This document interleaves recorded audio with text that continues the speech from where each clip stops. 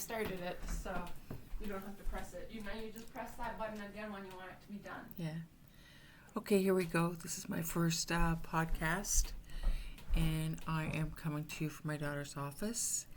And I have decided to share some thoughts with you about real life, real problems. I mean, if you watch TV during the day and you're sick of the same old like newscasts, broadcasts, morning shows, all the laughter and nothing particularly funny, all the news is all bad and depressing and creepy, and these talk shows with their guests promoting their latest book or movie, whatever. If you want something different from those stuff, and it seems like you're watching the same thing every day, it's like Groundhog Day, the same thing over and over. So I just like to talk to you about real things. I'm going to call this podcast Let's Be Real.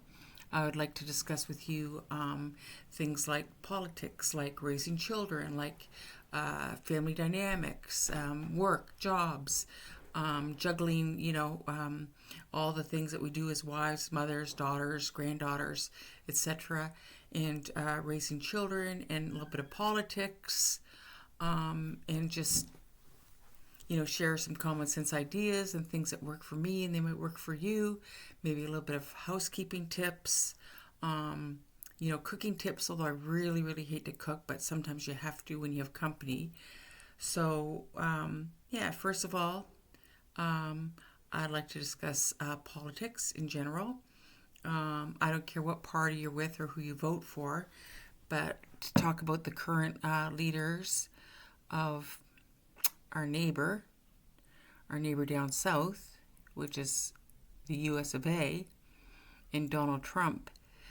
This man, I think, is really seriously something wrong with him. Nothing he does or says surprises me. It shocks me, yes, but it doesn't surprise me. Like the racist comment he just put on about the Obamas.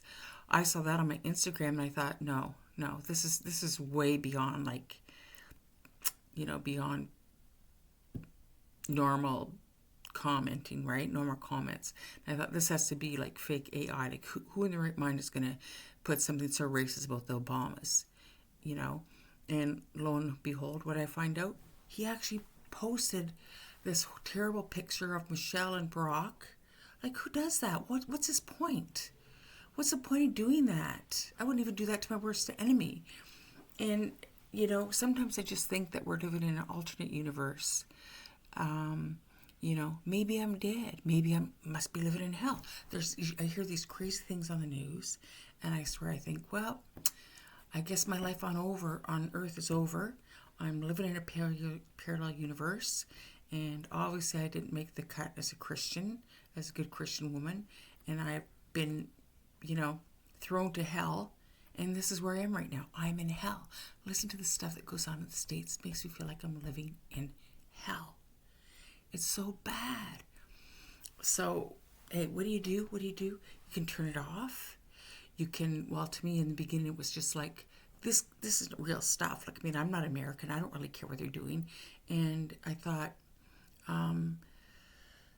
this is like a soap opera. It's like watching, a soap opera.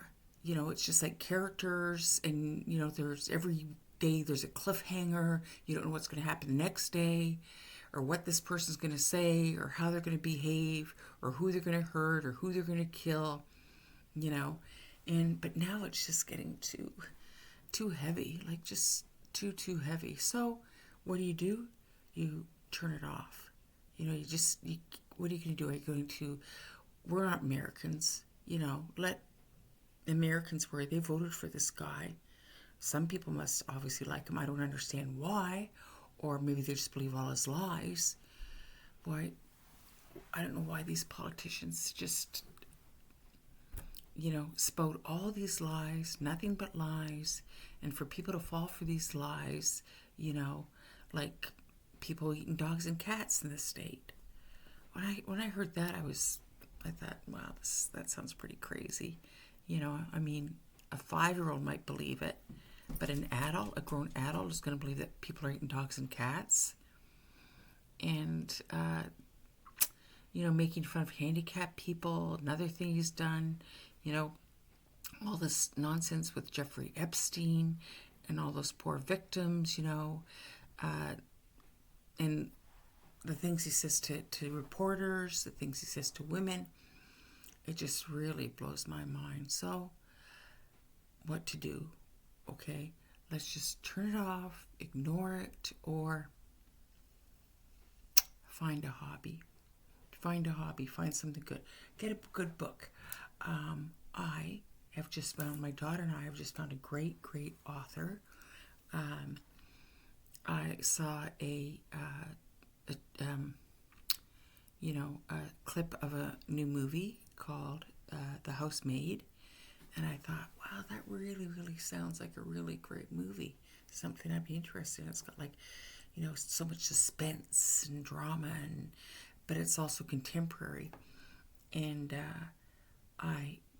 after looking at the synopsis of this movie, I realized it's a book by an author I'd never heard of. So I go to the bookstore to purchase the book, and lo and behold, this author has written many, many books. Her name is Frida McFadden, and this is one of her other books called Dear Debbie. I haven't started this one yet. I just got it today, and she's also written Surrogate Mother. This is another, real page turner. I used to read a lot and I kind of stopped, but when I found these books, I can't get enough. My daughter, I've read 2 of her books in the last 2 weeks. We read to each other and make our little comments and our impressions or what we think is going to happen. It is great. I just can't wait to get into this. We read for an hour or so, and then we put the book away, and I'm just so anxious to find out what's going on in this book. And so there's something you can do instead of watch the news, is read a book. Just read a book, a good book. And if you don't like those kind of books, there's always, biographies. There's, there's a million books out there. You're going to find something you like. There's something for everyone. And even the children's books have the greatest illustrations. Oh my gosh. Wow. If you have grandchildren and you like to read to them, pick up some books at the library. Going to the library was one of the most fun things I did when I was a young child. My mother would take me to the library. I remember going there summer, winter, spring, fall, and walking to the library. It was a mid-century building, and the tables and the desks were all red laminate, and the floor was big gray and white checks, and the smell of old books, and to just, the variety and going there and sitting there in the library picking up some boys and girls, some books for myself was just the greatest thrill. One book I read when I was a young girl was called Little O, and that was about a small girl that got into all kinds of mischief. That was good. Mischievous Meg, another one I really enjoyed reading. That was about a girl with, about a young girl who, did I don't know why these children don't have any brothers or sisters, but they always get into some kind of mischief. Their imagination is so great, and reading their adventures. So I can't think of the authors, but I'm sure they're still available. Again, one is Little O, and then one is Mischievous Meg. I also, enjoyed picture books. I enjoyed classic fairy tales. Great illustrations. They had the most beautiful illustrations. And my aunt gave me a book when I was really young called Puppies and Kittens. And it was a great big picture book, and the puppies and kittens were all dressed like young children, and they had birthday parties, and they had adventures, and they chased each other to school, and that was a really beautiful book. So there's always something for everybody at the library. Always something for everybody, And if you're not into reading, every library has computers now, join, or, if you don't want to read by yourself, join a book club. That's always fun. Meet with some of your girlfriends and talk about the book you've read. So these are just things that you have to, to if you're retired, you're a stay-at-home mom, you're work part-time or you work from home, and you have all kinds of, not maybe, you have some free time. I think everybody has some free time during the day, and these are things that you might want to try to do. And then, of course, like having a pet is always good. Like a dog is, my daughter's at home still. She has 2 dogs and taking them for walks. And they're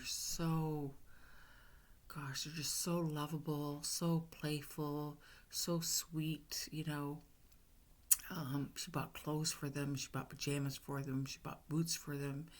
And they're just, I grew up without dogs. Never had a dog, never wanted a dog.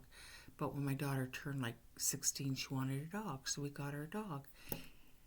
Never regretted it for a second. Actually, we had 2 for like 13 or 14 years. They both passed away 3 summers ago.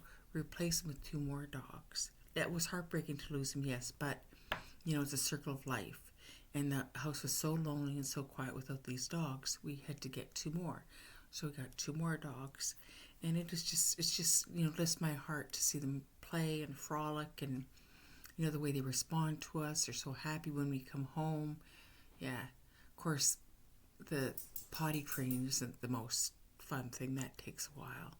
We took ours. It's going to take a good solid 6 months unless your dog's really, really smart. Maybe you can get it done quicker, but that's kind of a chore. You know what I'm thinking? As soon as they're trained, get all the carpets clean. Don't worry about the mess. Accidents happen, and they'll always happen. Accidents always happen. Just clean it up. Get a good scrub brush and a good rug shampoo. You can clean it up in a flash. And so this is what I like to do in my spare time. I look after the dogs and read books, and I used to be into scrapbooking. That was another activity I really enjoyed. I don't think that's kind of gone by the wayside. You can only scrapbook so many, pictures. And so that's what I'm doing. So I hope that I can, help you find something new to do, something to do with your time. And again, I want to, talk about, current, like everyday living type of things, right? Like in the future, I want to discuss like child rearing and the pros and cons of having children, the pros and cons of marriage. There's pros and cons to everything. And remember that your whole life is all about choices. It's about the choices you make that affect your future, And we make choices every day from the second we wake up. Like there's very minor choices, like what dress am I going to wear? What am I going to eat for breakfast? Like insignificant choices, but then you have bigger choices, like am I going to move here, or do I want to live here? Where are you going to live? Where do you want to work? Which school do you want to go to? Can you attend college? Can you attend university? What is your passion? What is your hobby? Find something, like they always say, find something you love and you'll never work a day in your life. Oh, there is one more thing that I really love is, I've thought about this for years, is writing a book.